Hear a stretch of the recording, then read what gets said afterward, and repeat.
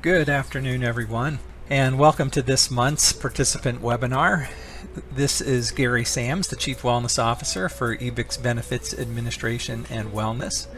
And as you can see in the title of this particular presentation, we're going to talk about summer activities and some summer wellness in a continuation of a program that we started last year with a summer activity guide, a well-being guide.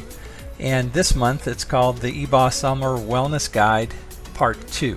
And last year I provided 10 general kind of ideas about activities that you can do primarily in the summer to really boost your overall health and well-being. And this time I'm going to focus on one of the things that I talked about last year, and that was kind of getting outside and getting into nature.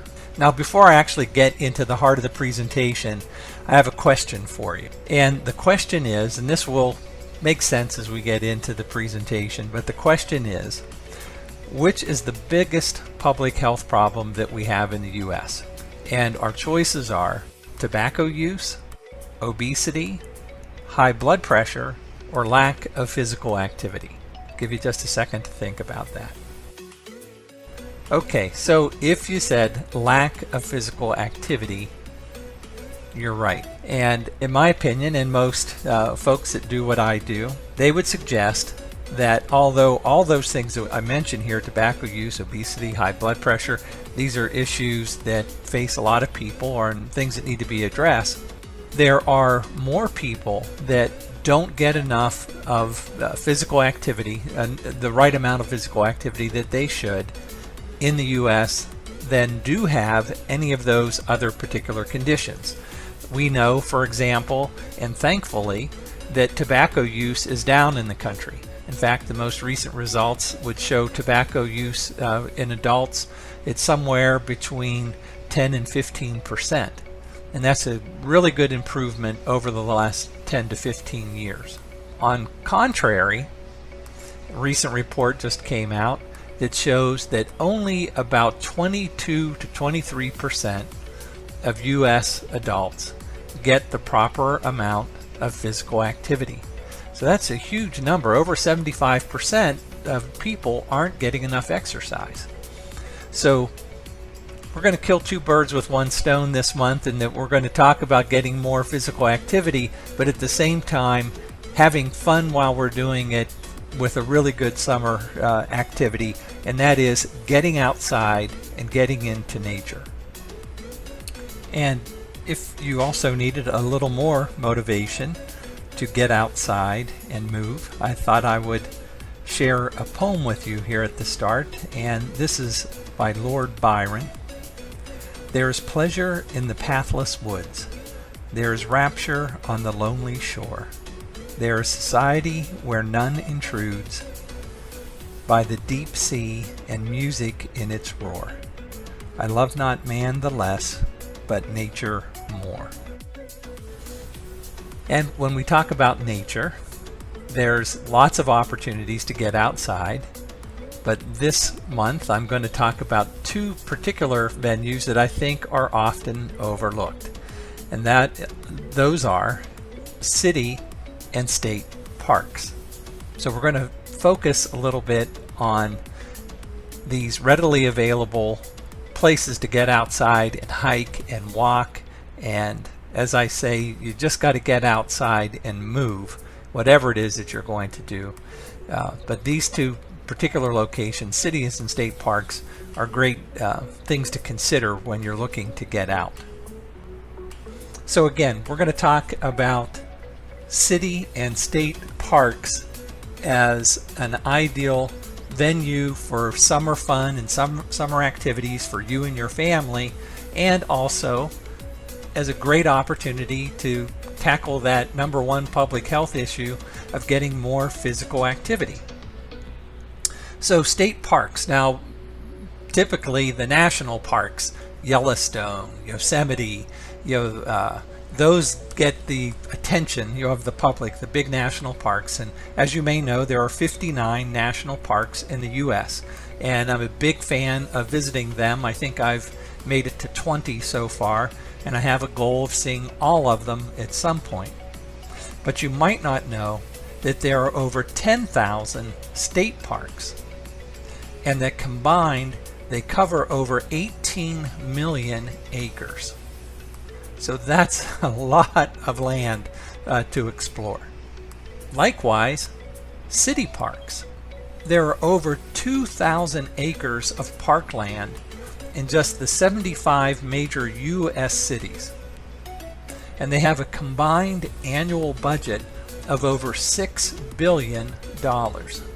So our cities are really investing a lot of time, money, energy, and resources in these public lands, these common city parks. And from the research that I did, something like 80-90% of the U.S. population is within an easy drive to one of these state or city parks. So there's really not a reason not to visit them.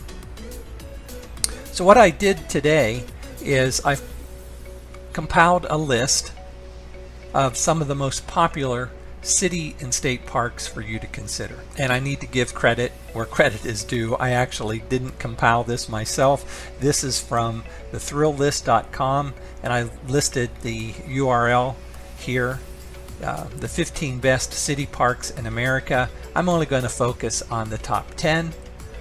And so drum roll please.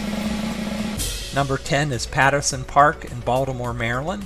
I know we have several people that take advantage of our wellness programs and some of the services that we offer that are from that area, so maybe you can visit it. Number 9, Arnold Arboretum in Boston, Mass. Number 8, City Park in New Orleans, and I was really surprised. I've visited this before, but I didn't realize that it's over 1,300 acres. Number 7, I visited this one as well, and it's just beautiful. Falls Park in Sioux Falls, South Dakota. Number 6, Prospect Park in Brooklyn, New York. And there again, in a big city like New York, it covers 585 acres. Number 5, Golden Gate Park in San Francisco. Number 4, Beacon Food Forest in Seattle, Washington. Number 3, Griffith Park in Los Angeles, California. That's a big one, 4,300 acres. Number 2, Balboa Park in San Diego, 1,200 acres. And the number 1, as rated by Thrill List, Forest Park in St. Louis, Missouri, over 1,200 acres. So those are the top 10 city parks. How about state parks? Again, there's over 10,000 of them, so there's lots to visit. Here's the top 10. Again, this was provided by Thrill List, and I've referenced the URL here. Number 10, Cayo Costa State Park in Captiva, Florida. Valley of Fire State Park in Nevada. Chugach State Park in Anchorage, Alaska. Number 7, Fall Creek Falls State Park in Spencer, Tennessee. Number 6, Hunting Island State Park in Beaufort, South Carolina. Number 5, and I've been here, Adirondack Park in Northville, New York. Number 4, Custer State Park in Custer, South Dakota. Likewise, I've visited that with my family, and it certainly would be on my top 10 list as well. Number 3, Julia Pfeiffer Burns State Park in Big Sur, California. Number 2, Polodoro Canyon State Park in Canyon, Texas.